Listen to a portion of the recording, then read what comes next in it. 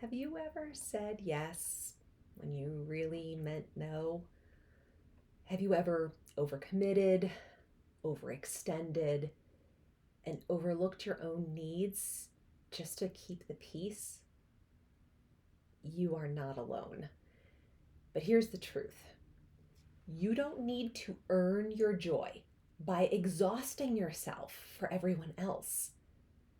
Today, we're talking about how to set boundaries joyfully and without guilt.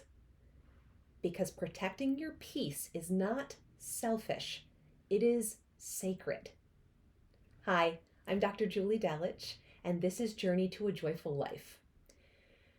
I have definitely struggled with people pleasing and feelings of burnout, and I'm learning how to gently but firmly set healthy boundaries to protect my time and my peace and my joy.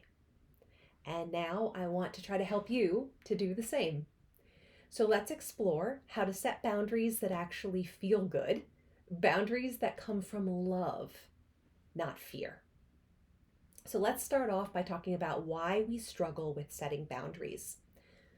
So many of us were socialized from a very young age to be nice. We've been taught to be accommodating and taught to be available to others. And while that's wonderful, it can't be at the expense of our own well being. Many of us have never been taught how to say no without feeling guilt and in a healthy, productive way. We often confuse boundary setting with rejecting others, or we confuse boundary setting with being selfish, or we fear that we will be perceived as selfish if we set a healthy boundary. But boundaries are actually about connection, not disconnection. They make your yeses more honest. One quote that I love from Prentice Hemphill, he says, "Boundaries are the distance at which I can love you and me simultaneously." Oh, I love that quote. It just really speaks to that boundaries are about love and connecting with other people in a healthy, productive way. So let's talk a little bit about the joy of boundary setting. When we set healthy boundaries, it creates room for us to breathe, to reflect on our thoughts and have time to think, and it makes room for joy. Boundaries allow you to show up as your best authentic self. They allow you to create intentional time for rest, but also for creativity. And they really help you model self-respect, especially to the children in your life. I'll share a quick story. When my kids were much younger, there were several times where I would start to feel really overwhelmed and start to feel myself kind of internally escalating. And so out of survival, I would say to the kids, "Mommy's going to go take a time out." And I would lock myself in the bathroom for just a couple minutes and take a couple slow, deep breaths, compose myself, and then go back out and interact with my kids in a much healthier way. And at the time, I wasn't trying to role model healthy boundary setting. I was trying to survive and be a good parent to the best of my ability. But in retrospect, I think it really was a beautiful lesson to show them both emotional awareness, emotional regulation, but also to show them that it's okay to take a minute to compose yourself and set that boundary with others so that you can be your best. When we're thinking about boundaries and joy, joy needs room and space to grow, and boundaries can really help you make that space for joy. So I'd like to give you a framework on how to set joyful and healthy boundaries. It's a 3-step framework. Step 1 is to just really notice. Notice when you feel discomfort, particularly notice if you start to feel resentment. Discomfort and resentment can be really strong signals that you might need to set a boundary for yourself to be healthy. So that's step one, notice. Step two is to name your need. Take the time to think about, what is it that I need right now to be my best self? What do I need right now to be healthy, to cope? You can ask yourself the question, what would feel supportive or what would feel respectful right now, to kind of help guide you towards naming what your need is. So step one, notice. Step two, name. And then step three is to communicate clearly and with kindness.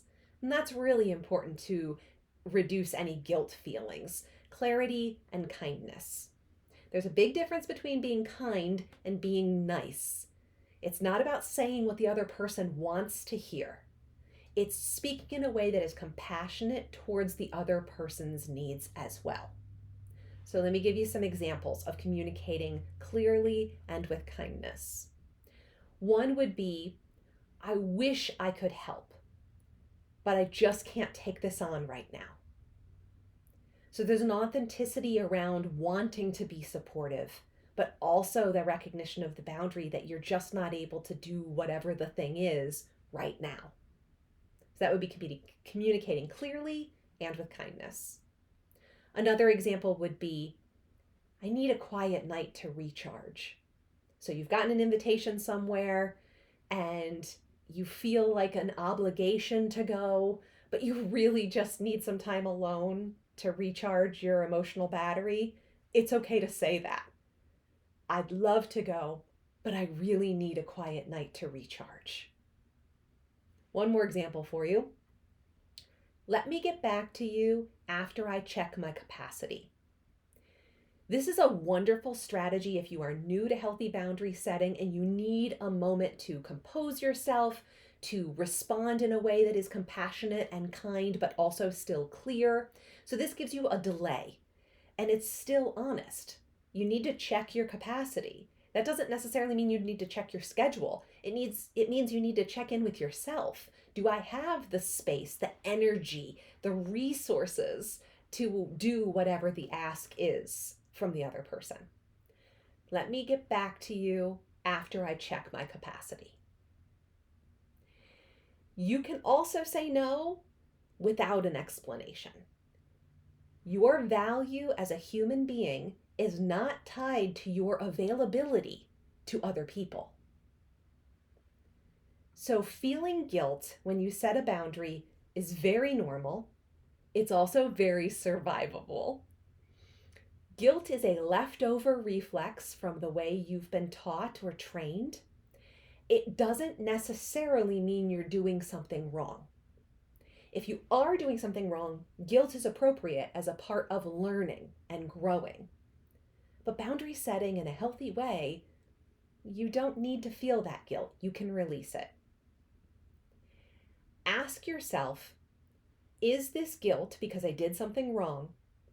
Or is this growth because I'm doing something new? You are not abandoning people.